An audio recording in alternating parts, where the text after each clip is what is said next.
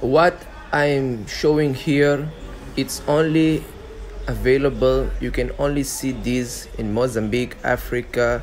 This is the all stages of elephant pregnancy.